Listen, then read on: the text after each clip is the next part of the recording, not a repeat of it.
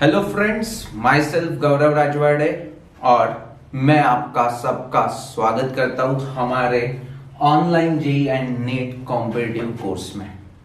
देखो, आज का टारगेट है basic terms involve in physics. Okay no? So उससे पहले मैं छोटू सा इंट्रोडक्शन दे देता हूं खुद के बारे में। मैं खुद एमटेक हूं आईआईटी पवई से एंड मेरा ऑल ओवर इंडिया रैंक 14 था गेट 2010 में। Okay no? अब ये सब चीजें इंट्रोड्यूस करने की जरूरत है क्या क्लास? फ्रैंकली स्पीकिंग नहीं, एंड देखा जाए तो यस, उससे इंपैक्ट बहुत अच्छा हो जाता है। Okay no? नहीं क्यों मैं बोला? बिकॉज दो मैं आईआईटी में से पढ़ के आया हूँ, आईआईटी बॉम्बे में से पढ़ के हूँ, बट अगर मैंने कुछ सिखाया हुआ मेरे बच्चों को समझ में नहीं आ रहा है तो उसका यूज क्या है बॉस? No use. तो सबसे इंपॉर्टेंट पार्ट आज के लेक्चर का है okay I am from IIT Bombay, और मैंने जो कुछ भी बताया वो मेरे बच्चों को अच्छी तरह से समझ में आ रहा है। That is what most important thing. So at the end of lecture मुझे प्लीज ये कमेंट कर देना, यस सर हमें समझा या नहीं समझा। Okay no? या कुछ भी डाउट होगा, एक आध टर्म अच्छी तरह से नहीं समझा होगा तो वो प्लीज कमेंट कर देना। सो आज के लेक्चर का टास्क, पहला टास्क समझ में आ चुका है क्लास? फिट है। अब बाकी सारी बकवास नहीं करेंगे एंड सीधा सीधा कंटेंट के ऊपर फोकस कर देते हैं। सो आज का टारगेट है कुछ बेसिक टर्म्स इन फिजिक्स 1, ऐसे मैंने लिखा है physics 1। So there is nothing like a separate text book for physics 1 and physics 2, but physics 1 में मैक्सिमम मैकेनिक्स वाला पोर्शन कवर किया गया है एंड फिजिक्स 2 में इलेक्ट्रॉनिक्स वाला portion. Is that clear to you? So यहां पे हम आज के लेक्चर में यूनिट्स मेजरमेंट जो हमारा फर्स्ट चैप्टर है एंड काइनेमेटिक्स जो हमारा सेकेंड एंड थर्ड चैप्टर है। Okay no? तो इसके रिलेटेड टर्म्स, इन दो टॉपिक्स के रिलेटेड टर्म्स को डिस्कस करने की कोशिश करेंगे। Okay no? So first term है फंडामेंटल एंड डिराइव यूनिट्स। अभी देखो, यूनिट्स मतलब क्या होता है हमें पता है। फॉर एग्जाम्पल हमने मास को मेजर करना है तो हम यूनिट यूज करते हैं ग्राम एंड केजी। यस और नो? ग्राम ये सीजीएस यूनिट है एंड केजी एमकेएस यूनिट है। Is that clear to you? So ये जो यूनिट्स होते हैं उनमें दो कैटेगरी होती है, that is what fundamental and derive. और वी कैन से यूनिट्स से भी बेटर हम फंडामेंटल एंड डिराइव क्वांटिटीज बोल देंगे, फिजिकल क्वांटिटीज। तो फिजिकल क्वांटिटीज देखो, mass, length, then force, these all are what physical quantities। जो भी नेचर में दिख रहे हैं उन्हें मेजर किया जा सकता है, वो सारे फिजिकल क्वांटिटीज है। तो उनमें दो कैटेगरी है, that is what fundamental and derive physical quantities.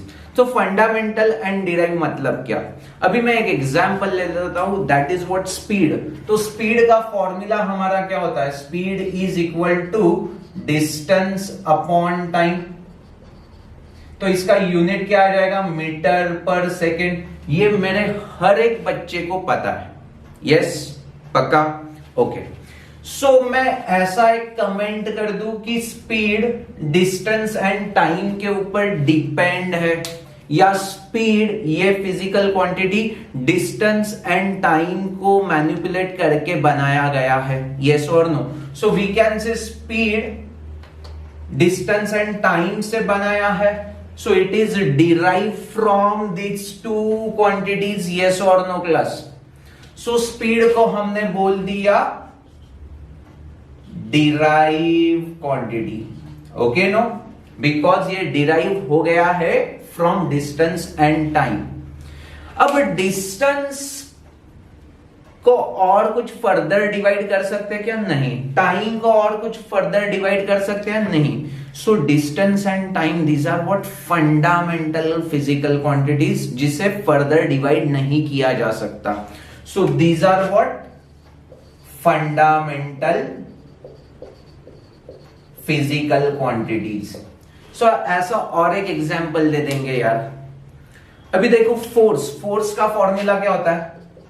Mass into acceleration, और एक्सीलरेशन को हम क्या बोल सकते हैं क्लास, डिस्टेंस और डिस्प्लेसमेंट अपॉन टाइम का square, metre per second square ना। ये सब हम काइनेमेटिक्स चैप्टर पढ़ेंगे तो बहुत ही आराम से इसे डिराइव कर लेंगे, अभी ज्यादा टेंशन मत लो। सो इसका मास का क्या आता है unit, kg, displacement in metre और अपॉन टाइम सेकेंड का square. So kg metre per second square ये फोर्स का यूनिट होता है, यस और नो क्लास, जिसे हम न्यूटन बोलते हैं, पक्का।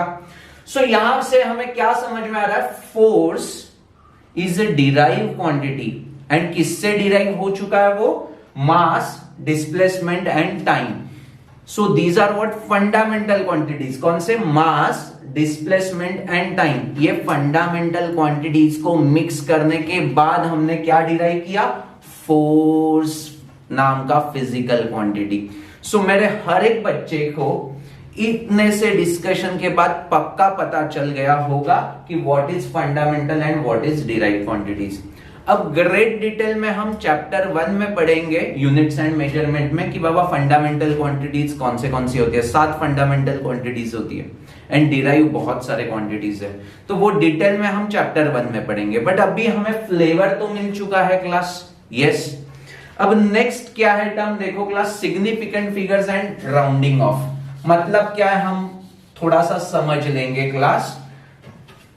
सिग्निफिकेंट फिगर्स, अभी देखो एग्जाम्पल ले लेता हूं कि हम गोल्ड शॉपिंग में गए एंड वहां पे 2 रीडिंग वेइंग मशीन्स है, ओके।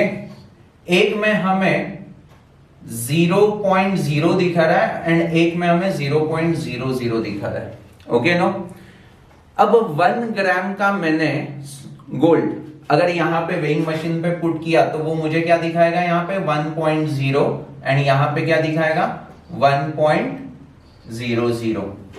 सो बहुत सारे बच्चों को लगता है कि ये दोनों तो सेम ही तो है मशीन, उसमें क्या इशू है, बट ऐसा नहीं है क्लास।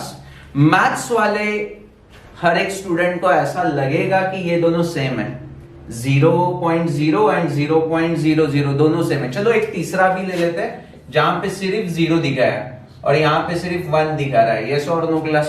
तो 3 वेइंग मशीन है, पक्का। इनिशियली रीडिंग ऐसा दिखा रहा था एंड जब मैंने 1 ग्राम का गोल्ड उसके ऊपर पुट किया तो यहां पे 1.0, 1.00 एंड यहां पे 1, ओके। अब देखो क्लास, इनमें डिफरेंस क्या है, यहां पे सिग्निफिकेंट फिगर 1 है, यहां पे सिग्निफिकेंट फिगर 3 है और यहां पे सिग्निफिकेंट फिगर 2 है।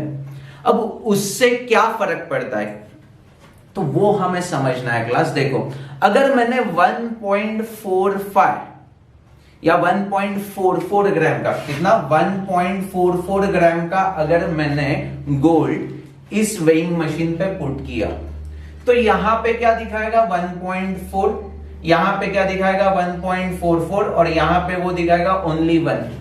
मतलब अगर मुझे इसे बेचना होगा तो 1.44 ग्राम का सोना होकर भी मुझे सिर्फ मनी 1 ग्राम का ही मिलेगा, मींस 0.44 ग्राम का मुझे लॉस हो गया क्लास। यहां पे एक्यूरेटली मुझे रीडिंग मिल गया 1.44, सो एक्यूरेट रीडिंग की वजह से मुझे 0 लॉस हो गया। एंड यहां पे देखो 1.44 की जगह पे 1.4 उसने मेजर किया तो 0.04 ग्राम का मुझे लॉस हो गया। सो यहां से इस एग्जाम्पल से मेरे ख्याल से मेरे हर एक बच्चे को सिग्निफिकेंट फिगर्स का मीनिंग समझ में आया होगा, यस और नो। सो सिग्निफिकेंट फिगर्स, तो यहां पे सिग्निफिकेंट फिगर्स कितनी है 2, यहां पे कितनी है 3, यहां पे कितनी है 1। तो सिग्निफिकेंट फिगर्स मतलब क्या, जिस digit, reliable digit, sum of reliable digits, यहां पे कितने डिजिट्स है रिलायबल, एक ही, तो इसीलिए सिग्निफिकेंट फिगर 1। यहां पे 1 2 3 तो इसीलिए सिग्निफिकेंट फिगर 3। यहां पे 2 सिग्निफिकेंट फिगर्स है इसीलिए सिग्निफिकेंट फिगर्स की वैल्यू 2। तो इसके सेट ऑफ रूल्स है जो हमें पढ़ना है चैप्टर 1 में। तो ग्रेट डिटेल में सारे रूल्स हम सीखेंगे चैप्टर 1 में, that is what units and measurement वाले चैप्टर में। बट हमें बेसिक फ्लेवर तो आ चुका है, यस और नो। राउंड ऑफ हमने ऑलरेडी ये सब सीखा हुआ है। फॉर एग्जाम्पल हमारे किसी भी क्वेश्चन का आंसर समझो 2.3456 ऐसा आ गया एंड हमें बताया गया है कि राउंड ऑफ करो इन 2 सिग्निफिकेंट फिगर्स। मतलब क्या, इसका आंसर मैं सिर्फ 2.3 लिख दूंगा बिकॉज 3 के बाद क्या आ रहा है 4 एंड वी नो दैट 5 या 5 के ऊपर आता है, तो यहां पे हम क्या लिख सकते थे, फॉर एग्जाम्पल यहां पे 6 होता तो मेरा आंसर आ जाता था 2.4 बिकॉज 3 के बाद ग्रेटर देन 5 वाली वैल्यू है, तो इसे राउंड ऑफ हम 2.4 ऐसा करेंगे। तो ये राउंड ऑफ के भी बहुत सारे रूल्स है जो हमें पता नहीं है, हमें तो सिर्फ ऐसे सिंपल रूल्स पता है, but there are so many rules. तो वो ग्रेट डिटेल में फिर से हम चैप्टर 1 में पढ़ लेंगे। Is that clear to you? तो मेरे ख्याल से मेरे बच्चों को फंडामेंटल एंड डिराइव क्वांटिटी समझ में आ चुका है, सिग्निफिकेंट फिगर समझ में आ चुका है एंड राउंडिंग ऑफ समझ में आ चुका है। अब यहां पे कुछ तो vernier caliper and screw gauge ऐसे लिखा है। एक मीटर स्केल भी होता है। फॉर एग्जाम्पल हम नॉर्मल स्कूलिंग डेज में जो स्केल यूज करते हैं ना, जहां पे सेंटीमीटर्स में सब कुछ डिवाइड किया होता है, 1 सेंटीमीटर, 2 सेंटीमीटर, 3 सेंटीमीटर, यस, तो उसे हम बोलेंगे मीटर स्केल। तो ये क्या है, वर्नियर कैलिपर, वो भी एक लेंथ मेजर करने का टूल है। स्क्रू गेज भी एक लेंथ मेजर करने का टूल है। Is that clear to you? So ये टूल्स हमें सीखने हैं चैप्टर 1 में इन ग्रेट डिटेल में। अब यहां पे वर्नियर कैलिपर कैसे होता है मैं थोड़ा सा फ्लेवर दे देता हूं क्लास। देखो ये वर्नियर कैलिपर का डायग्राम है और यहां पे ना एक मेन स्केल होती है एंड एक वर्नियर स्केल होती है, ओके नो। एंड इसमें हम मिनिमम डिस्टेंस कितना मेजर कर सकते हैं। फॉर एग्जाम्पल हमारी स्केल होती है 0 एंड ये 1 सेंटीमीटर और 1 सेंटीमीटर, तो इसके बीच में 10 डिविजन्स होते हैं, तो मिनिमम डिस्टेंस हम कितना मेजर कर सकते हैं with this scale, 0.1 centimetre, 0.1 centimetre. So this is what we can say least count of this metre scale. कितना है, 0.1 सेंटीमीटर। ये लीस्ट काउंट है। मतलब क्या, लीस्ट काउंट का मीनिंग भी हमें समझ में आ चुका है कि minimum distance which we can measure. Okay no class? So least count of this meter scale जो हम लोग यूज करते हैं स्केल, उसमें लीस्ट काउंट कितना होता है, 0.1 सेंटीमीटर, बिकॉज 1 सेंटीमीटर को 10 पार्ट्स में डिवाइड किया जाता है ना, यस और no class. So similar fashion ये है वर्नियर कैलिपर, ओके ना। इसका पिक्चर हम दिखा देंगे लेक्चर में। सो वर्नियर कैलिपर में क्या होता है, लीस्ट काउंट। सो वर्नियर कैलिपर का लीस्ट काउंट है 0.1 mm, 0.1 mm। सो ये देखो ना, 0.1 सेंटीमीटर एंड 0.1 mm, मतलब कितना माइन्यूट हम लेंथ मेजर कर सकते हैं, यस और नो। और उससे भी माइन्यूट यहां पे होगा, that is what least count है 0.01 mm। सो इसे कहते हैं स्क्रू गेज। मतलब क्या, देखो अगर इस पेन का मुझे डायामीटर मेजर करना है तो मैं वर्नियर कैलिपर यूज करूंगा, बिकॉज स्केल से मेजर करने जाऊंगा तो बहुत सारे एरर्स आ जाएंगे, यस और नो। बट अगर वायर है, बहुत ही थिन वायर है एंड उसका अगर मुझे डायामीटर फाइंड आउट करना है तो मैं डेफिनेटली वर्नियर कैलिपर से भी बेस्ट ऑप्शन क्या होगा मेरे लिए, स्क्रू गेज। तो आपको समझ में आ रहा है, लीस्ट काउंट जितना मिनिमम होगा उतना हम छोटू से छोटू डिस्टेंस या लेंथ मेजर कर सकते हैं। सो फॉर एक्यूरेट रीडिंग हमें क्या फिजिबल इंस्ट्रूमेंट है अकॉर्डिंग टू एप्लीकेशन, वो हमें चूज करने आना चाहिए। Is that clear to you? पक्का समझ में आ गया? अब इसका डिटेल में स्टडी हम डेफिनेटली चैप्टर 1 में करेंगे, बट अभी मेरे ख्याल से मेरे हर एक बच्चे को vernier caliper and screw gauge ये इंस्ट्रूमेंट है किस चीज के लिए, लेंथ मेजरमेंट के लिए, तो वो हमें समझ में आ चुका है। अब ये एमएसडी और वीएसडी क्या होता है वो देखेंगे क्लास। पूरा फोकस कर लो क्लास इस डायग्राम के ऊपर। So this is what vernier caliper, जिसमें दो स्केल होती है। First scale is main scale and second is vernier scale. अब फर्स्ट स्केल में देखो क्लास, यहां पे एक एमएसडी टर्म है। MSD means main scale division. One main scale division means कितना डिस्टेंस है वो हमें देखना है। तो यहां पे देखो ये 10 mm दिखा रहा है। सो 0 to दिस इज 10 mm। तो ये डिस्टेंस को उन्होंने 10 पार्ट्स में डिवाइड किया है। तो definitely 1 part indicates what 1 mm। तो यहां पे मैं ऐसे बोल सकता हूं 1 MSD is 1 mm। So 1 MSD मेरे हर एक बच्चे को समझ में आ चुका है। अब सिमिलर फैशन 1 VSD। अब ये थोड़ा सा ट्रिकी है क्लास। यहां पे देखो अच्छी तरह से पूरा कॉन्सेंट्रेट कर लो। मेन स्केल के 9 डिवीजन वर्नियर स्केल के 10 डिवीजन के इक्विवेलेंट है। मेन स्केल के 9 डिवीजन। अभी मेन स्केल में हमें पता है 1 डिवीजन इंडिकेट्स व्हाट 1 mm। तो 9 डिवीजन इंडिकेट्स 9 mm। मतलब क्या है, 9 mm डिस्टेंस को उन्होंने 10 पार्ट्स में वर्नियर स्केल में डिवाइड कर दिया है। सो 9 mm को 10 पार्ट्स में डिवाइड करेंगे तो हर एक डिवीजन देखो 9 को 10 पार्ट्स में डिवाइड, तो हर एक पार्ट कितना होगा, कितना होगा 0.9। सो मेरे ख्याल से 1 VSD मतलब 0.9 mm मेरे हर एक बच्चे को समझ में आ रहा है क्लास। सो यहां पे least count in case of vernier caliper में देखो क्या है फॉर्मूला, 1 MSD माइनस 1 VSD। तो 1 mm माइनस 0.9 mm, तो आंसर क्या आ जाएगा 0.1 mm। अभी आपको मैं बोल दूंगा ना कि JEE 2021 मार्च वाला अटेम्प्ट, उसमें एक शिफ्ट में ये क्वेश्चन पूछा था क्लास, लिस्ट काउंट के ऊपर का क्वेश्चन, सीधा 4 मार्क्स। ये तो छोड़ो यार, 2020 में KVPY के क्वेश्चन पेपर में डायरेक्ट क्वेश्चन पूछा था वर्नियर कैलिपर का लिस्ट काउंट कितना होता है। दैट्स इट, कितना 0.1 mm, सीधा 4 मार्क्स मिल जाएगा। यस और no class, is that clear to you? मेरे हर एक बच्चे को अब लिस्ट काउंट तो समझ में आ चुका है, along with that MSD and VSD वाला कॉन्सेप्ट। अब नेक्स्ट देखो क्या है, पिच। अब ये पिच, ये जो टर्म है ना, वो स्क्रू गेज के साथ आ जाती है। सो पिच मतलब क्या वो देखो क्लास। पहले ये कंस्ट्रक्शन देख लो, तो इसमें ये मेन स्केल, यहां पे जैसे मेन स्केल थी वैसे यहां पे भी मेन स्केल है, एंड यहां पे एक वर्नियर स्केल थी। स्क्रू गेज में क्या हो रहा है, सर्क्यूलर स्केल है। तो ये ऐसे ऐसे, ये ना ग्रिप के लिए मैंने ऐसे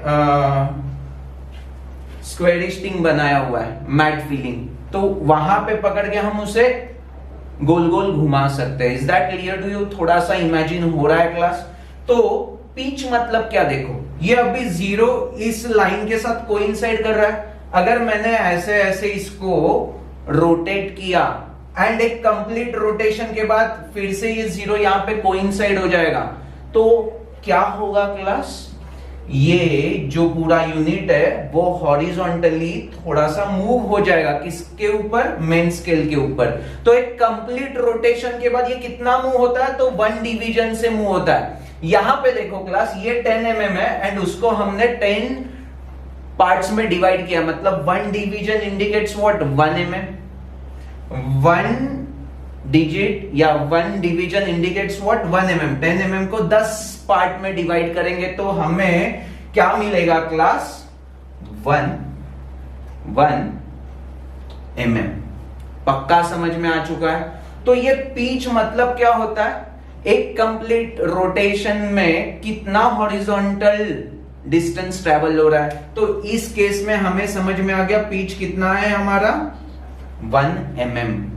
अब स्क्रू गेज के केस में लीस्ट काउंट कैसे फाइंड करते, तो pitch upon total number of division on circular scale. अभी सर्क्यूलर स्केल को अच्छी तरह से देखो, 0, 10, 20, 30, 40 ऐसा गोल घूम के ये 90 बाद में ये 100, मतलब 100 डिवीजन है।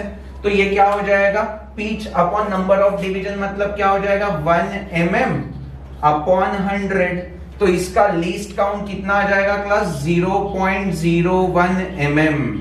सो हमने पहले ही कंक्लूड कर दिया था ना क्लास, सबसे छोटा लीस्ट काउंट किसका है? स्क्रू गेज का। वर्नियर कैलिपर का कितना है? 0.1 mm। इसका कितना है? 0.01 mm। और हमारी जो मीटर स्केल है, सेंटीमीटर वाली स्केल, तो उसका कितना होता है? 0.1 सेंटीमीटर। यस और नो क्लास? सो एकदम छोटू सा रेडियस वगैरह या डायमीटर हमें फाइंड आउट करना है तो डेफिनेटली हम स्क्रू गेज की हेल्प लेंगे। इस पेन का अगर डायमीटर फाइंड करना है तो हम डेफिनेटली वर्नियर कैलिपर की हेल्प लेंगे। यस और no class? Yes. So most accurate reading कौन देगा क्लास? देखो ये सब डायलॉग्स बहुत इंपॉर्टेंट है क्लास। मोस्ट एक्यूरेट रीडिंग वो इंस्ट्रूमेंट देगा जिसका लीस्ट काउंट सबसे छोटू है। Is that clear to you? अच्छी तरह से समझा है? ओके। अब देखो क्लास, पिच भी समझ में आ चुका। अब हमारा पार्ट है zero error, positive error and negative error. अभी ये मतलब क्या? देखो एकदम सिंपल टर्मिनोलॉजी है। हमारे डेली लाइफ में हम वेइंग मशीन को तो यूज करते हैं, यस और नो? हम डॉक्टर के पास जाते हैं तो सबसे पहले हम वेइंग मशीन पे खड़े होकर अपना वेट चेक करते हैं, यस और नो? तो बहुत बार ऐसा देखा गया है, डिजिटल वेइंग मशीन के बारे में नहीं बात कर रहा हूं मैं क्लास, ओके नो? मैकेनिकल जो स्प्रिंग पे चलता है उसके बारे में बात कर रहा हूं। तो there is no load, still there is some positive reading, maybe 0.5 kg reading दिखा रहा है। ऐसे आपने कभी देखा है? यस, पक्का? तो उसे बोलते हैं पॉजिटिव एरर। उसे क्या बोलेंगे क्लास? Positive error. मतलब there is no load, still there is some reading. कितना है वो रीडिंग? 0.5 kg। मतलब क्या हो गया? देखो, अगर मैं वेइंग मशीन के ऊपर खड़ा हो गया और मेरा वेट है 70 kg, actual wait 70 kg, but reading क्या दिखाएगा? 70.5। क्यों? बिकॉज 0.5 वो एक्स्ट्रा रीडिंग दिखा रहा है ना, यस और नो क्लास? तो उसे हम कहेंगे पॉजिटिव एरर। तो हमें एक्चुअल रीडिंग के लिए क्या करना होगा? जो भी रीडिंग मिलेगा उसमें से 0.5 जो पॉजिटिव एरर है उसे माइनस करना होगा। तो हमें क्या मिल जाएगा? 70.5 माइनस 0.5, तो मेरा रीडिंग क्या आ जाएगा? Actual reading 70 kg। तो पॉजिटिव एरर को कैसे डील करना है समझा? अगर देयर इज जीरो एरर, मतलब क्या? देयर इज नो लोड, तो वो जीरो के साथ कोइंसाइड कर रहा है एग्जैक्टली। तो मैं उसके ऊपर अगर खड़ा रहूंगा तो मुझे एग्जैक्टली 70 kg मिल जाएगा। सो उसमें प्लस माइनस करने की जरूरत नहीं है, because there is zero error. अच्छा है, इंस्ट्रूमेंट जीरो एरर होगा तो बढ़िया है।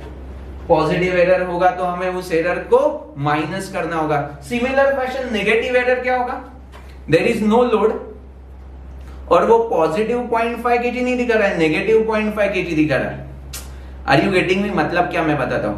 अगर 100 kg तक का मैक्सिमम स्केल होगा तो वो 0 के बाद 1 2 3 4 ऐसा दिखाएगा, एंड इसके पहले क्या दिखाएगा?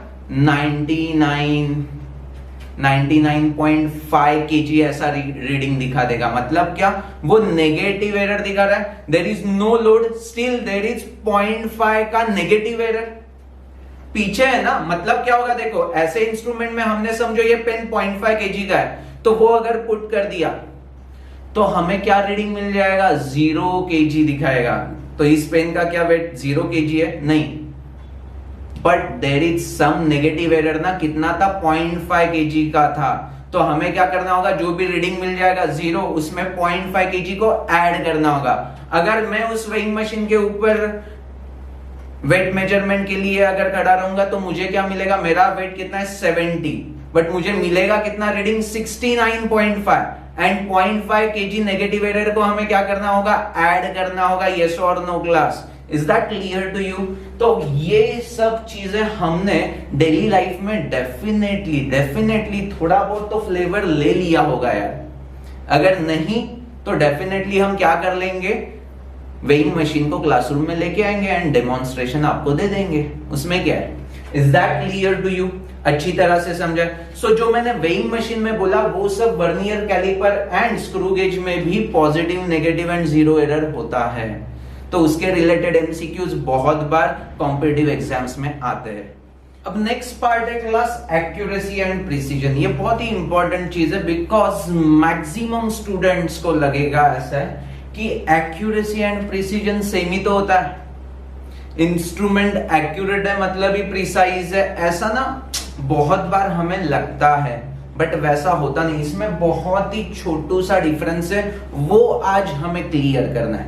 देखो क्लास, हमने वेट मेजरमेंट का एक्सपेरिमेंट किया and there are 4 weighing machines, instrument 1, instrument 2, instrument 3 and instrument 4। Okay no, first instrument के रीडिंग के सेट देखो यार, हमने 3 रीडिंग्स ले लिए हर एक इंस्ट्रूमेंट के। तो मेरा वेट कितना है 70 kg, यू नो दैट। तो यहां पे रीडिंग क्या दिखा रहा है देखो, 70.1 kg, 70 kg एंड 69.9 kg, मतलब ऑलमोस्ट नजदीक है यार।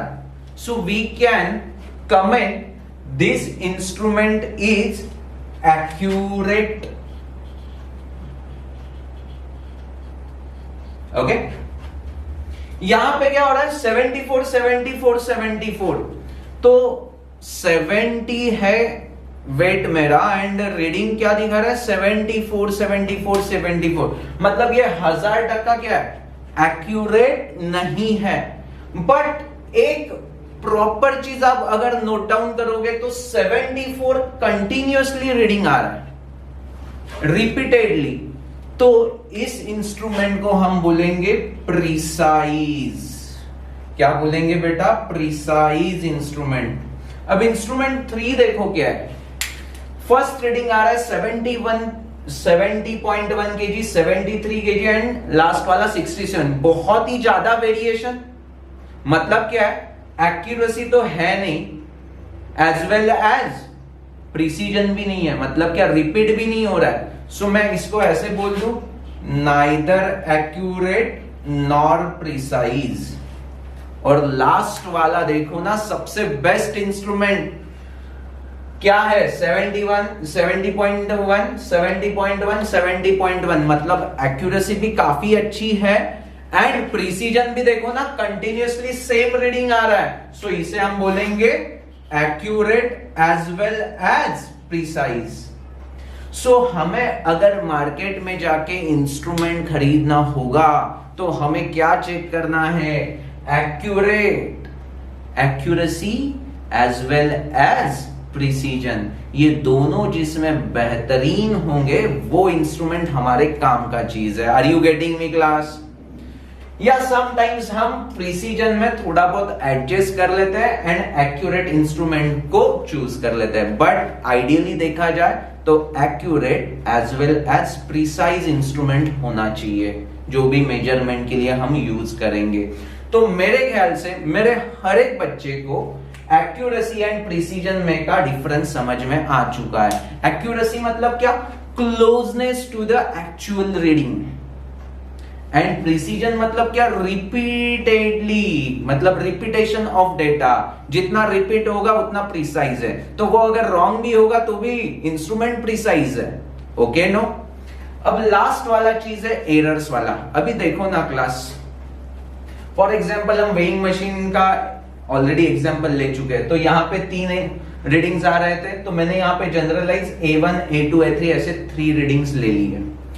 अब मुझे रीडिंग्स मेरे पास 3 है, बट मुझे एक्चुअल वेट मेरा पता नहीं है ना, तो इसके ऊपर से मैं क्या करता हूं नॉर्मली, फॉर एग्जाम्पल मुझे 71.1, 70 एंड 69.9 ऐसे मुझे 3 रीडिंग्स मिले, तो मैं क्या करूंगा, मेरा वेट कितना है पूछा तो मैं ऐसे बोलूं क्या, तीनों रीडिंग्स बोल दूं? नहीं ना, तो मैं क्या करता हूं, इसका मीन निकालता हूं, यस और नो। जैसे हम एग्जाम में भी क्या करते हैं, 6 सब्जेक्ट्स होंगे, तो आउट ऑफ 100 जो भी आपको मार्क्स मिले रहेंगे, तो आप क्या करते हो, हर सब्जेक्ट के मार्क्स को ऐड करके डिवाइड बाय 6, तो that is what your mean value, mean marks, yes और नो। तो वैसे ही हम यहाँ पे मीन वैल्यू निकाल सकते हैं, यस और नो क्लास। तो मेरे ख्याल से तो मेरे हर एक बच्चे को मीन वैल्यू मतलब क्या समझ में आ चुका है। अब इसको हम रेफरेंस पकड़ते हैं, ओके नो। अब नेक्स्ट है एब्सोल्यूट एरर। एब्सोल्यूट एरर मतलब क्या क्लास, उसमें पॉजिटिव नेगेटिव नहीं देखेंगे। अगर 70 ये मेरा मीन वैल्यू है और मेरा रीडिंग आ गया 71, तो 1 का एरर है, और 69 भी आया तो भी 1 का एरर है, तो मैं +1 या -1 ऐसे नहीं देखूंगा। एब्सोल्यूट मीन्स मैग्नीट्यूड वाइज, कितना डेविएट कर रहा है मीन वैल्यू से। तो वो लेफ्ट में हो या राइट में हो, कहां पे भी हो, हमें सिर्फ मैग्नीट्यूड को देखना है। तो एब्सोल्यूट एरर ऑलवेज मॉड में रहेगा, रीडिंग माइनस मीन वैल्यू। तो यहां पे देखो ना, मीन वैल्यू समझो 70 है और ये क्या है 71 है, ये 70 है और ये 69 है।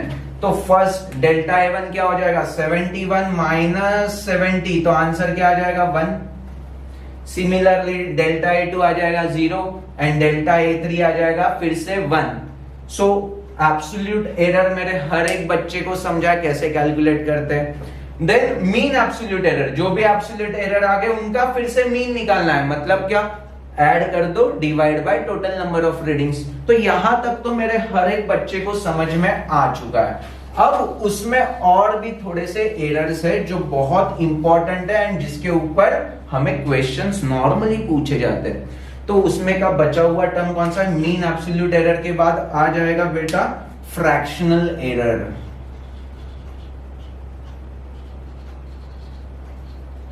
तो वो क्या होता है, ये जो मीन एब्सोल्यूट एरर आ रहा है उसे हम कैसे दिखाते हैं, डेल्टा AM से। एब्सोल्यूट एरर को delta A1 delta A2 and mean value को हम AM से रिप्रेजेंट करते हैं। Is that clear to you? So fractional error मतलब क्या, delta AM mean absolute error upon mean value, इसे हम बोलेंगे फ्रैक्शनल एरर। और लास्ट वाली टर्म है that is what, percentage error. मतलब क्या होता है, ये जो फ्रैक्शनल एरर आ चुका है ना उसे परसेंटेज में लिखेंगे, मतलब इनटू 100 कर देंगे। So this is what, percentage error. Is that clear to you? तो ये सब चीजें एरर्स में हमें कैलकुलेट करनी है। सो ग्रेट डिटेल में हम चैप्टर 1 जब पढ़ेंगे तो ये सारे errors and all those thing हम आराम से क्रैक कर लेंगे एंड उसके एमसीक्यूज भी सॉल्व कर लेंगे। तो यूनिट्स एंड मेजरमेंट के सारे टर्म्स मेरे हर एक बच्चे को अच्छी तरह से समझे हैं। एंड समझो कुछ डिफिकल्टी होगी वर्नियर कैलिपर या स्क्रू गेज या MSD VSD में, तो भी कुछ टेंशन लेने वाली बात है क्या, क्योंकि हम ये सब चैप्टर्स पढ़ेंगे तब अपने आप वो सारी चीजें क्लियर होने वाली है। सो डोंट वरी, थोड़ा सा पेशेंस रख देना एंड आप मैक्सिमम फोकस करने की कोशिश करो। क्लास में क्या बता रहा हूं, कौन से एग्जांपल्स बता रहा हूं एंड आपको एक्सप्लेन कर रहा हूं, उस चीज पे पूरा फोकस कर लो क्लास। अब नेक्स्ट चैप्टर है काइनेमेटिक्स का, तो उसमें पहले हमें देखना है what is scalar and what is vector. तो यहां पे देखो क्लास, स्केलर एंड वेक्टर में फर्स्ट डिफरेंस क्या होता है, तो ये जो क्वांटिटी है स्केलर क्वांटिटी है वो ऑलवेज इंफॉर्मेशन किसके बारे में देती है, मैग्नीट्यूड के बारे में। वेयर एज वेक्टर क्या करता है, magnitude as well as direction के बारे में हमें इंफॉर्मेशन देती है। तो इसका एग्जांपल बहुत सिंपल है, ये वैसे भी हमें 9th एंड 10th स्टैंडर्ड में हो चुका है, scalar and vector physical quantities. Yes और नो? फर्स्ट एग्जांपल देखो, अब हाइट है, हाइट। तो मैं आपको किसी ने पूछा कि बाबा आपकी हाइट कितनी है, तो आप ऐसे बोलते हो क्या 5.7 फीट नॉर्थ, नहीं 5.7 फीट नॉर्थ ईस्ट, ऐसा नहीं ना बताते। यस और no? Because height is what scalar quantity and वो सिर्फ मैग्नीट्यूड के बारे में इंफॉर्मेशन प्रोवाइड करेगी। बट मैं एक एग्जांपल दे देता हूं, देखो क्लास, ये एक ब्लॉक है जो ग्राउंड के ऊपर है, मैंने 10 न्यूटन का फोर्स अप्लाई किया तो इसका वर्क डन ऐसा हो गया, मतलब क्या, हॉरिजॉन्टली ये मूव हो गया। बट मैंने 10 न्यूटन का फोर्स ऐसा अगर अप्लाई किया होता तो ये मूव होता था क्या, नहीं। सो फोर्स के बारे में अगर मुझे इंफॉर्मेशन चाहिए तो मैग्नीट्यूड तो पता होना चाहिए एज वेल एज डायरेक्शन भी पता होना चाहिए ना, बिकॉज डायरेक्शन चेंज हो जाएगी तो अकॉर्डिंगली बहुत सारा डेटा इंटरप्रिटेशन चेंज हो जाएगा। Are you getting me class? Is that clear to you? अगर फोर्स मैंने ऐसे लगा दिया 10 न्यूटन का, तो जितने स्पीड से ब्लॉक फर्स्ट केस में गया उतने ही स्पीड से जाएगा क्या, नहीं। तो ये सब डिटेल में हम लॉज ऑफ मोशन में पढ़ लेंगे। तो मुझे क्या इसमें से बताना था कि स्केलर जो भी फिजिकल क्वांटिटी है वो सिर्फ मैग्नीट्यूड के बारे में इंफॉर्मेशन देगा, एंड वेक्टर जो क्वांटिटी है वो magnitude as well as direction के बारे में इंफॉर्मेशन देगा। Is that clear to you? So इसके कुछ एग्जांपल्स देखो काइनेमेटिक्स के चैप्टर्स में है, that is what distance and displacement. देखो डिस्टेंस एक स्केलर क्वांटिटी है, whereas डिस्प्लेसमेंट एक वेक्टर क्वांटिटी है। अब कैसे मैं बता देता हूं, पहले डिस्टेंस एंड डिस्प्लेसमेंट का डेफिनेशन समझ लेते हैं क्लास। एक्सपेरिमेंट देखो, ये एक मीटर स्केल है एंड यहां पे मैं अभी खड़ा हूं, that is what zero position. Okay no? अब वेक्टर में डायरेक्शन जरूरी है, मींस साइन कन्वेंशन जरूरी है। तो हमने क्या लिया साइन कन्वेंशन, राइट में मतलब पॉजिटिव, लेफ्ट में मतलब नेगेटिव, ऊपर मतलब पॉजिटिव, नीचे मतलब नेगेटिव। तो ये हमारा हो गया साइन कन्वेंशन। अब फर्स्ट स्टेप देखो, मैं राइट में 4 यूनिट ट्रेवल कर दिया, 1 2 3 4, तो मैं यहां पे आ जाऊंगा। स्टेप 1, फर्स्ट स्टेप के बाद मैंने क्या किया, राइट में 4 यूनिट शिफ्ट हो गया, यस और नो? आफ्टर दैट मैं लेफ्ट में 7 यूनिट्स को शिफ्ट हो गया, मतलब क्या, ये 4 फिर से यहां आ जाऊंगा, 5 6 7, तो मैं कहां पे आ गया, यहां पे आ गया, यस और नो क्लास? देखो ये 1 2 3 4, ये -1 -2 -3, यस और नो? ये स्केल है हमारा। तो मैंने क्या बोला, इनिशियली मैं ओरिजिन पे था, फर्स्ट स्टेप मैंने क्या किया, 4 यूनिट में राइट में चला गया, बाद में वहां से मैंने 7 यूनिट लेफ्ट में, 7 यूनिट लेफ्ट, और यहां पे क्या हो गया, 4 यूनिट राइट। Okay no? पक्का? अब मेरा इनिशियल पोजीशन क्या था, ये था, फाइनल पोजीशन क्या है, ये है। अब मेरा डिस्टेंस कितना मैंने ट्रैवल किया, तो डिस्टेंस मतलब एक्चुअल पाथ ट्रैवल। तो एक्चुअल पाथ देखो यहां से यहां, मतलब 4 यूनिट प्लस 7 यूनिट, मतलब डिस्टेंस कितना हो गया क्लास, 4 प्लस 7 मतलब 11 यूनिट का मेरा क्या हो गया, डिस्टेंस ट्रेवल्ड हो गया। बट डिस्प्लेसमेंट पूछा तो क्या, डिस्प्लेसमेंट मतलब क्या होता है, डिस्टेंस मतलब एक्चुअल पाथ का डिस्टेंस ना, यस और नो? वेयरएज डिस्प्लेसमेंट मतलब इनिशियल एंड फाइनल पोजीशन में का शॉर्टेस्ट डिस्टेंस। सो इनिशियली 0 पे था, फाइनली कितना था, -3 पे था, तो ये आ गया 3 यूनिट्स, बरोबर है? बट मैं इनिशियल पोजीशन के राइट साइड में हूं या लेफ्ट साइड में हूं, तो मेरे बच्चे बोलेंगे लेफ्ट साइड में। तो लेफ्ट मतलब साइन कन्वेंशन क्या है, माइनस, तो मेरा आंसर क्या आ जाएगा, -3 यूनिट। तो यहां पे देखो ना class, 3 indicates magnitude of displacement and minus indicate its direction. तो इनिशियल पोजीशन के अगर वो लेफ्ट में गया तो हम क्या बोल देंगे बॉस, इनिशियल पोजीशन के लेफ्ट में गया तो नेगेटिव आंसर आएगा। अगर ये +3 होता तो राइट में 3 यूनिट्स होता था। Is that clear to you? So minus indicates its direction. So मेरे ख्याल से तो मेरे हर एक बच्चे को डिस्टेंस एंड डिस्प्लेसमेंट का डिफरेंस समझ में आ चुका है। सिमिलर फैशन में देखो ना, स्पीड एंड वेलोसिटी। स्पीड का फंडा क्या होता है, speed is equal to distance upon time, whereas velocity is what, displacement upon time। तो यहां पे डिस्टेंस स्केलर क्वांटिटी है तो स्पीड भी स्केलर क्वांटिटी होगा, whereas डिस्प्लेसमेंट क्या है, वेक्टर क्वांटिटी है तो वेलोसिटी भी वेक्टर क्वांटिटी होगी। Is that clear to you? अच्छी तरह से समझाया क्लास? पक्का? सिमिलरली देखो एक और पैरामीटर होता है, दैट इज व्हाट, एक्सीलरेशन। तो वो क्या होता है, change in velocity upon change in time. यहां पे भी देखो वेलोसिटी को हम कैसे बोल सकते हैं, change in displacement upon change in time. Okay no?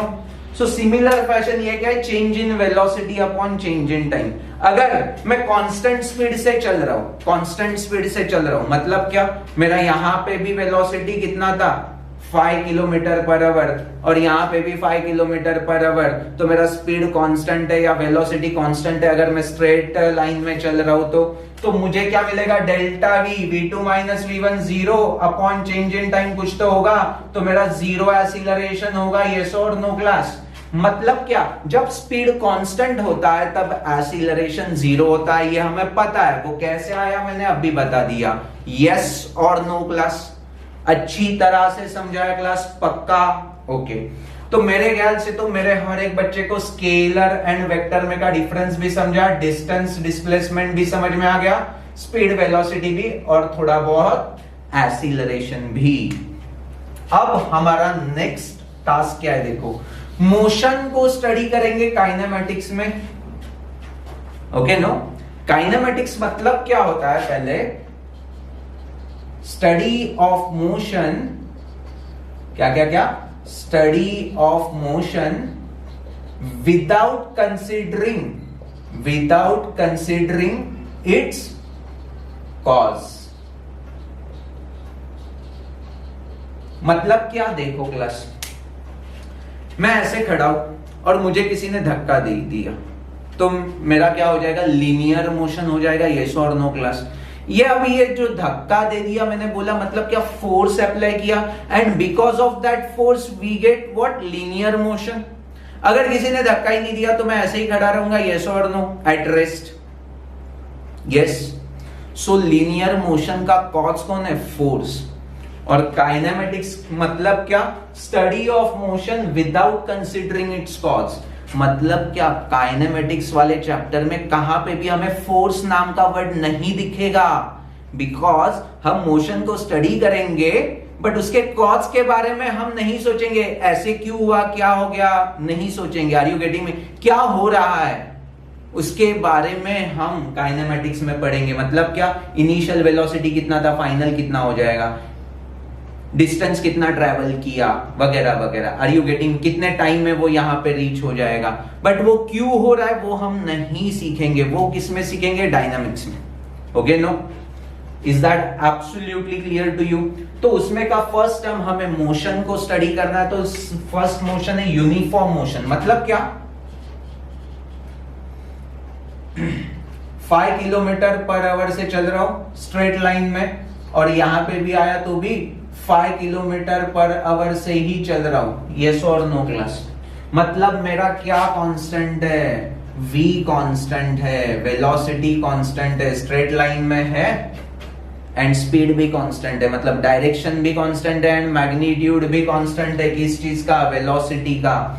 सो यहां पे जब वेलोसिटी कांस्टेंट होता है मतलब क्या, एक्सीलरेशन उसमें क्या होगा, जीरो होगा।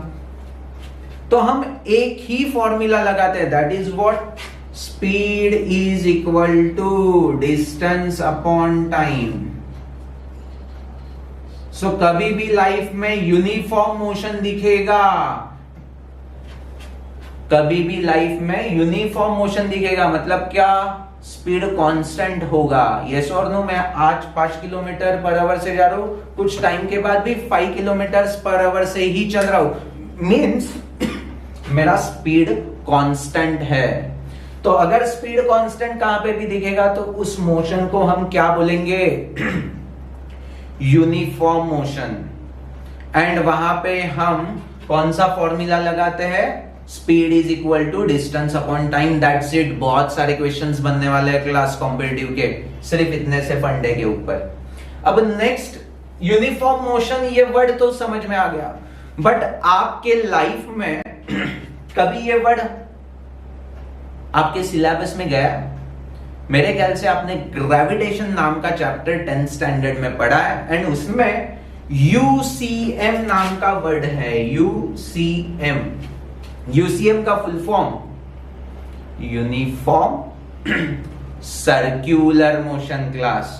तो यहां पे क्या है, देखो क्लास, यूनिफॉर्म सर्क्यूलर मोशन मतलब हर एक पॉइंट पे जो वेलोसिटी है, यहां पे v1 होगी, यहां पे v2 होगी, यहां पे v3 होगी, यहां पे v4 होगी। यस और नो? तो ये वेलोसिटी है। Velocity means magnitude as well as direction होगा।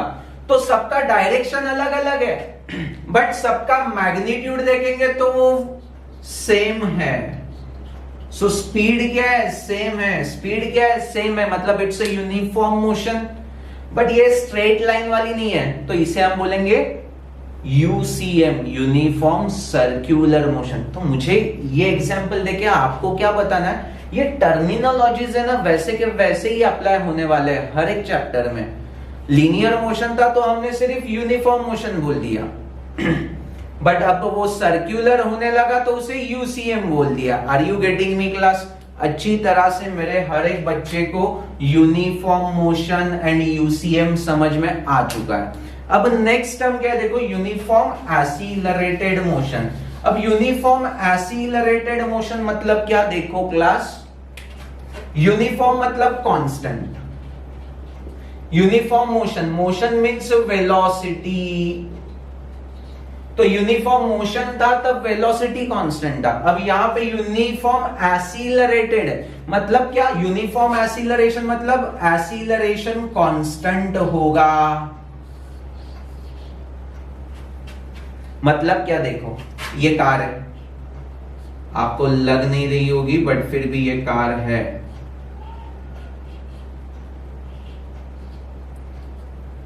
अभी इसका स्पीड है समझो 10 मीटर पर सेकेंड एंड मैं इसके अंदर बैठा हूं एंड मैंने एसिलरेशन, एसिलरेटर होता है ना, यस, उसके ऊपर प्रेस किया तो मैंने एसिलरेशन कितना दे दिया, 2 मीटर पर सेकेंड स्क्वायर का।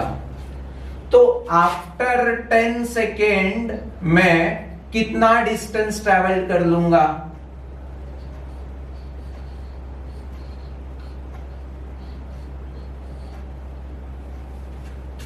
10 सेकेंड के बाद कितना डिस्टेंस ट्रेवल करूंगा। तो ये भी सारे सम्स आपने ऑलरेडी किए हुए हैं। उसमें क्या करते थे, S is equal to UT plus half AT square. So U मतलब क्या, initial velocity, so this is what U 10 into time कितना 10 सेकेंड के बाद कितना, और हाफ ए मतलब क्या 2 है और टी का स्क्वायर 100, तो ये क्या आ जाएगा 100 प्लस 100 मतलब 200 मीटर आ जाएगा। यस और नो क्लास?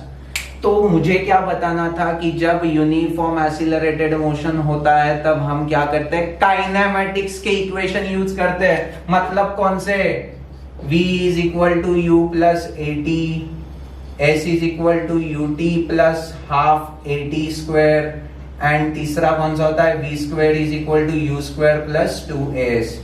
मेरे तो ख्याल से आपको ये 9th स्टैंडर्ड में या 10th स्टैंडर्ड में हो चुके हैं। यस और नो? 9th में हो चुके हैं। यस और नो क्लास? तो यूनिफॉर्म एसिलरेटेड मोशन भी आपको समझ में आता है। अब एसिलरेशन अगर पॉजिटिव होगा तो उसको हम एसिलरेटेड मोशन बोलते हैं, बट अगर मैंने यहां पे ब्रेक लगाया, दैट इज व्हाट, एसिलरेशन क्या होगा, नेगेटिव, तो उसे बोलते हैं रिटार्डिंग मोशन। उसे क्या बोलते हैं, रिटार्डेशन, रिटार्डिंग मोशन। सो एसिलरेटेड मोशन मतलब ए कांस्टेंट है, ठीक है, और रिटार्डिंग मोशन मतलब क्या, ए नेगेटिव है, कांस्टेंट है बट नेगेटिव है। Is that clear to you class? जैसे देखो ना क्लास में ये ऊपर फेंकता हूं पेन, तो इस पेन के ऊपर जी एक्ट करता है जो डाउनवर्ड डायरेक्शन है, एंड हमारा साइन कन्वेंशन क्या था, अप मतलब पॉजिटिव, डाउन मतलब नेगेटिव। तो यहाँ पे पेन को मैंने अगर ऊपर फेंका तो ऑल द टाइम इसके ऊपर जी जो एक्ट करेगा वो नीचे होगा, और जी की वैल्यू क्या होगी, -9.8 मीटर पर सेकेंड। तो ये माइनस क्यों, बिकॉज वो towards centre of earth act कर रहा है, मतलब डाउनवर्ड एक्ट कर रहा है, and according to sign convention downward means negative. तो अब ये साइन कन्वेंशन हर एक का अलग अलग होगा।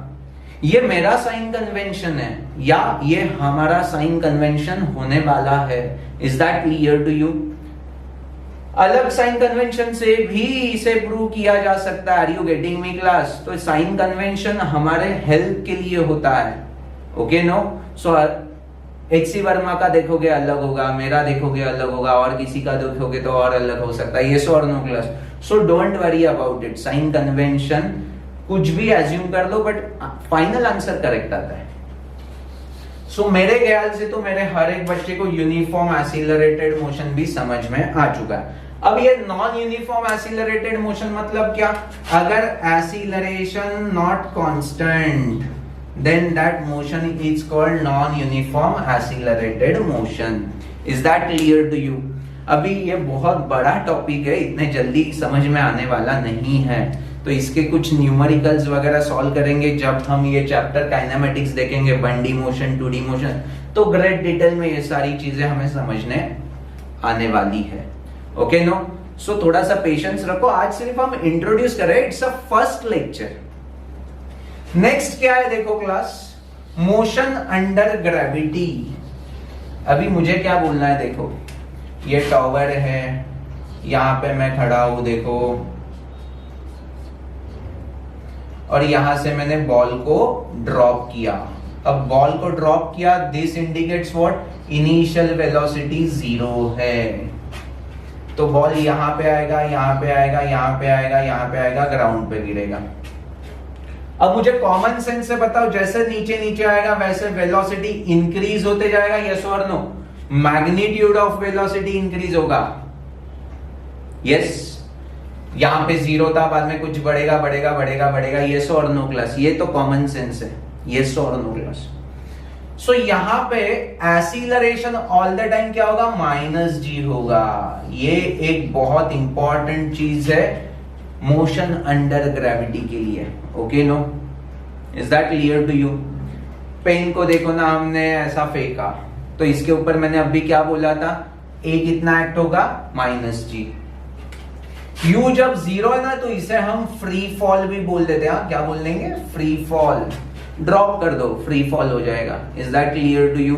मतलब क्या, acceleration is equal to -g होगा। तो इसको भी हम आराम से पढ़ेंगे, सिर्फ मोशन अंडर ग्रेविटी, और वी कैन से इसको मोशन अंडर ग्रेविटी से भी अच्छा इसको हम फ्री फॉल बोल देंगे। तो फ्री फॉल में होता क्या है क्लास, टेरेस पे जाओ, बॉल को लो एंड ड्रॉप करो, तो उसके ऊपर क्या क्या चीज होगा, इनिशियली ड्रॉप करेंगे तो u is equal to 0 and acceleration is -g। Is that clear to you? एकदम सिंपल चीज है यार, कुछ दिमाग को यूज ही नहीं करना है। तो यहां पे देखो काइनेमेटिक्स के a कांस्टेंट है, मतलब काइनेमेटिक्स के इक्वेशन लगेंगे, that is what, v is equal to u plus at, s is equal to ut plus half at square, and v square is equal to u square plus 2s। तो यहां पे अगर height हमें 100 metre दे दी है, तो अगर हमें पूछ लिया, देखो हाँ क्लास, यहां से नीचे गिरने के लिए टाइम कितना लगेगा, तो s इज इक्वल टू क्या है बॉस, s मतलब क्या आ जाएगा, -100 आएगा, क्योंकि इनिशियल से नीचे साइन कन्वेंशन, -100 आ गया। u तो 0 है, तो ये तो टर्म 0 हो गया।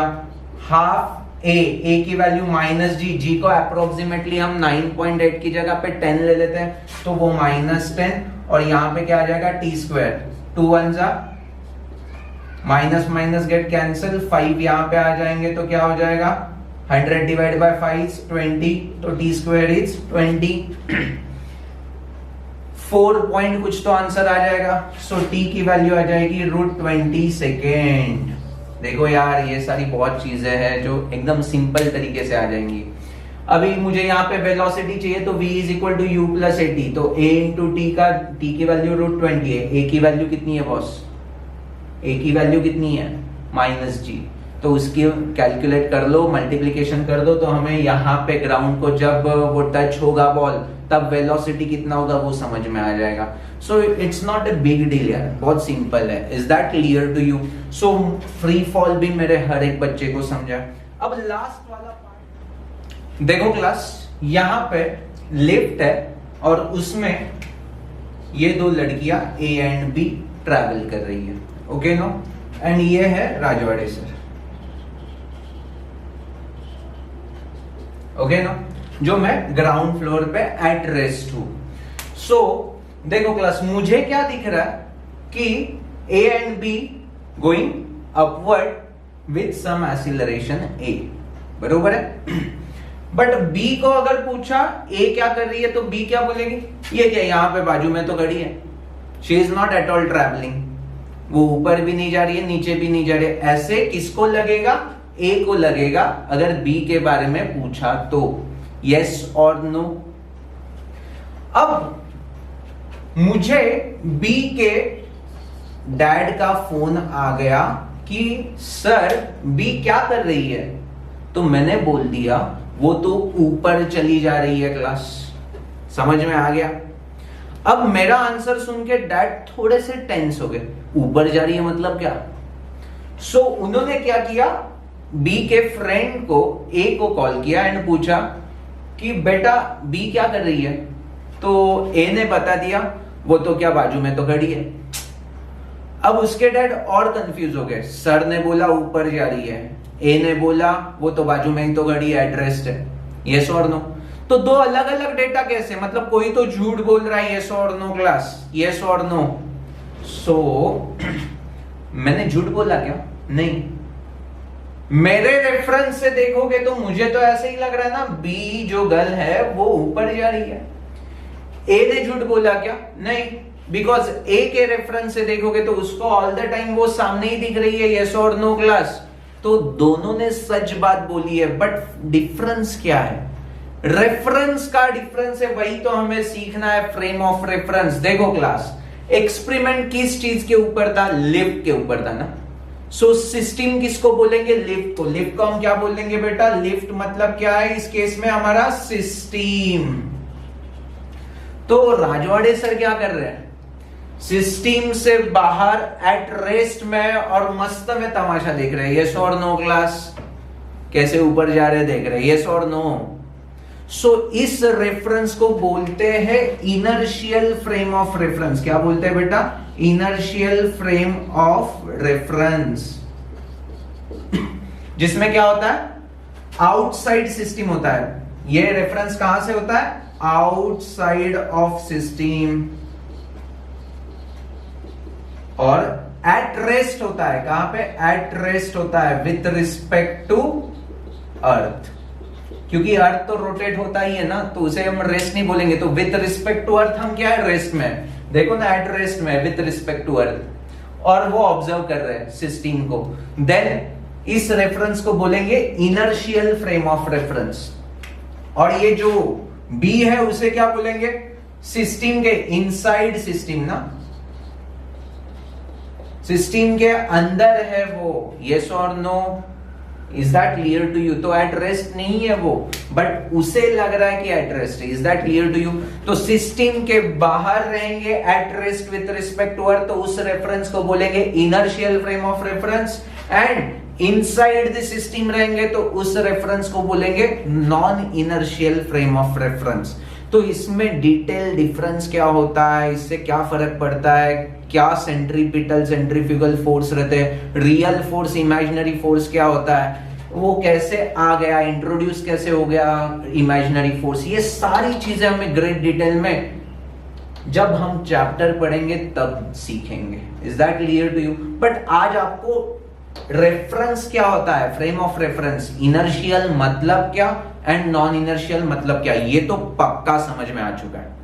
सो इन दिस फैशन देखो हमने यूनिट्स एंड मेजरमेंट चैप्टर्स के बहुत सारे बेसिक टर्म्स सीख लिए, एज वेल एज काइनेमेटिक्स के भी बहुत सारे टर्म्स सीख लिए। अब ये टर्म्स सीखने का फायदा क्या होगा? बहुत सारा फायदा है क्लास। जब हम एक्चुअल चैप्टर स्टार्ट करेंगे ना, तो आपको जो कंफर्ट लेवल लगेगा ना उस चैप्टर का, हाँ ये तो मुझे समझ में आ रहा है, ये तो मुझे समझ, वो ना हमें बहुत ही पॉजिटिव अप्रोच बना देगा हमारा उस चैप्टर के लिए या उस प्रिपरेशन के लिए। तो वो पॉजिटिव अप्रोच है ना, वो मेंटेन होने के लिए हमने ये आज का लेक्चर लिया हुआ है।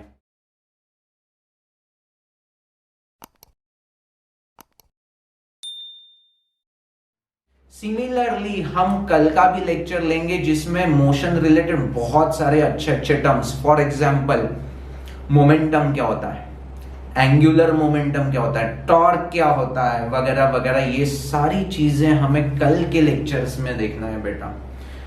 और जनरलाइज भी कुछ टर्म्स देखेंगे, मतलब क्या पावर क्या होता है, यस और नो, फोर्स अपॉन एरिया के अलग अलग फॉर्मूला, जो फॉर्मूला वो अलग अलग टर्म्स में कैसे यूटिलाइज होते हैं, इलास्टिसिटी क्या होता है, okay no, modulus of elasticity क्या होता है, तो वो सारी चीजें हम कल के लेक्चर में पढ़ने की कोशिश करेंगे। Is that clear to you?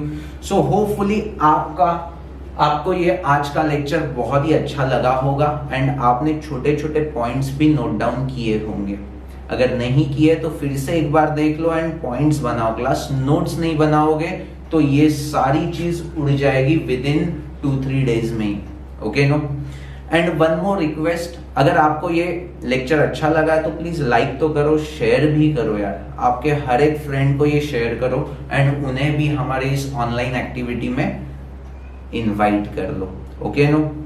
And next part क्या है क्लास, कल के लेक्चर के लिए थोड़ा सा माइंड सेट कर लो। Is that clear to you? So thank you for watching this video, bye bye. ये बिंदास है बंदा, ये बिंदास है बंदा, ये बिंदास है बंदा, ये बिंदास है बंदा, ये बिंदास है बंदा, ये बिंदास है। रस पीने की प्यास है